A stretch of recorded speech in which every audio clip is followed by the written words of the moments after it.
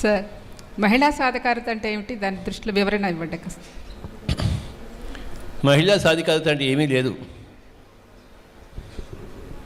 ప్రతి పురుషుడిని దగ్గర కూర్చోబెట్టుకుని నేర్పించడం మీ దగ్గర ఉన్న గుణాలన్నీ, అంతే. సాధికారత అంటే అంతేనండి. అధికారం ఎక్కడా లేదు. ఎవరి మీద ఎవరి అధికారం లేదు. ఇన్ని రోజులు ఆడవాళ్ళ మీద మగవాడు అహంకారంతో అధికారం చేశాడు. ఆడవాళ్ళు స్త్రీ ఎప్పుడు మగవాడి మీద అధికారం చేయలేదు. ఎందుకంటే సుగుణాల రాశి ఎప్పుడైనా అధికారం చేస్తారేంటి? చేయరు. కనుక స్త్రీ అధికార యుగం రాదు. ఎందుకంటే స్త్రీ సుగుణాల రాశి, సుగుణానికి అధికారానికి చుక్కెదురు.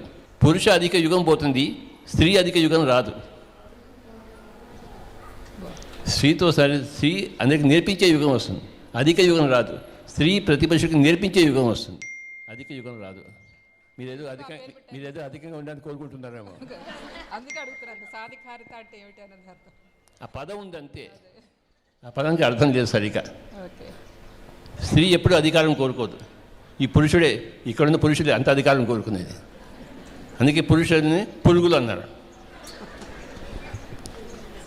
గొంగళి పురుగు పురుషుడు, సీతాకోక చిలుక స్త్రీ.